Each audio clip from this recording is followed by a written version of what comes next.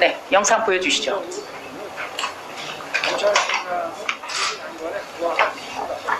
소리가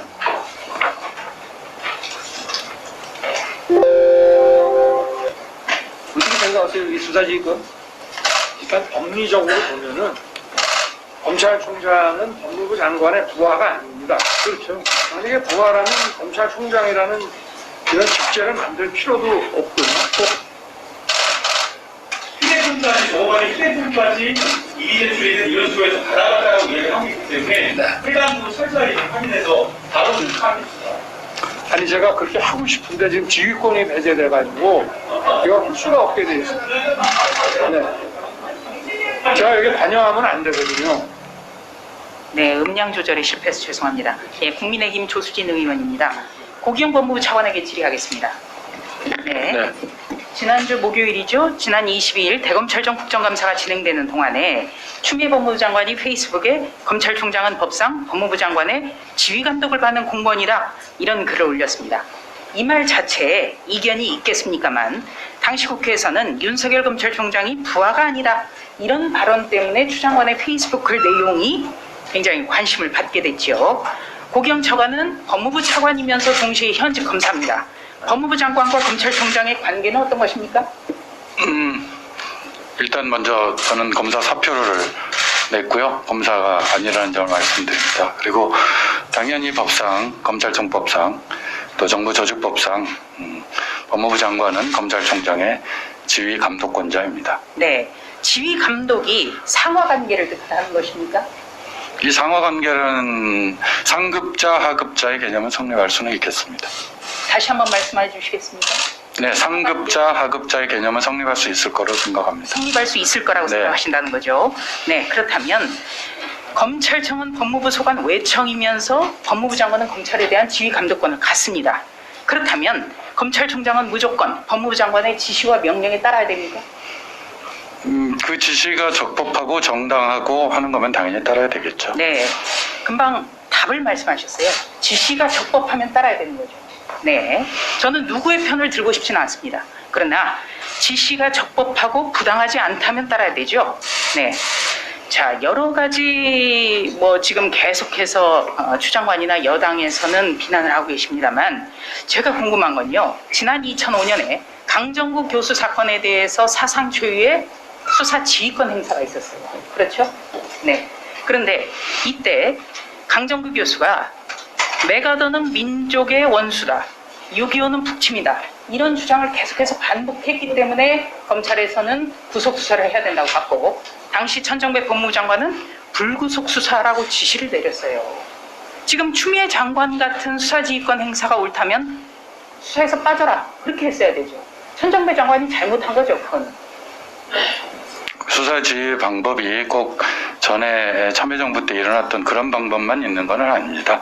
장관의 지휘권이란 건 포괄적인 지휘 감독권이기 때문에요. 여러 가지 방법이 있을 수 있다고 생각합니다. 그러니까 수사 지휘권이라는 게 구체적 사건에 대해서 방향, 여기에 대해서 하는 것뿐만 아니라 수사에서 빠져라, 수사 지휘권을 박탈하라. 이것도 온당하다고 보시는 거죠. 이제 수사 지휘를 받는 사람이 어떤 상황에 처했느냐에 따라 수사 지휘권의 방향이 달라지겠죠. 그러니까 수사 지휘를 받는 사람이 어떤 의혹에 연루되거나 하면은 당연히 그 사람을 통해서 지휘를 할 수는 없는 거 아니겠습니까? 그런 의미에서 이번에 법무부에서 수사 지휘권이 발동된 거라고 판단합니다. 그러면은 지금 차관의 말을 종합해 보면 검찰총장이 의혹에 휩싸였기 때문에 그렇다는 말씀입니까? 그런 네. 각종 의혹들이 제기되고 있는 상황이어서 법무부에서 불가피하게 수사지휘권을 발동을 한 거라고 생각합니다. 그러니까 검찰총장이 각종 의혹에 휩싸였기 때문에 수사지휘권을 배제시켰다. 그러면 온당하다. 그렇죠? 적법하고 정당한 거라고 적법하고 생각합니다. 정당하다. 네. 그렇다면 그렇게 의혹에 휩싸여 있는 것이 사실이라면 검찰총장을 장관이 더 이상 안 되겠다고 해임 건의를 해야죠. 그렇지 않습니까? 그 정도라면 해임 건의하는 게 맞지 않습니까? 해임 건의할지 여부는 이제 제가 판단할 수는 없는 상황이고요. 여러 가지 의혹들이 제기되어 있는 상황이기 때문에 검찰총장을 통해서 지휘할 수가 없는 그런 상황이라는 점을 말씀드립니다. 네. 자, 그러면 이번엔 추미애 장관께 질의하겠습니다. 같은 내용인데요. 그렇게 검찰총장이 의혹에 휩싸여 있어서 수사 지휘를 할 수 없는 사람이라면 장관으로서 당연히 해임 건의해야 하지 않습니까? 일단은 구속 피고인에게 검찰 출신의 변호사가 그 검찰 출신 변호사는 총장과 아주 가깝다라는 말을 수시로 하고 다니고 있었던 사람이고요. 윤 총장에게 힘을 실어주려면 청와대 행정관으로는 부족하고 청와대 수석 정도는 잡아야 한다. 총장에게 보고해서 보석으로 재판을 받게 해주겠다라는 식으로 회유 협박했다는 제보가 있었고 또 수사팀은 그 네, 구속 장관님. 피고인을 장관님, 궁금한 거는 왜 해임 건의하는 행사를 안 하세요?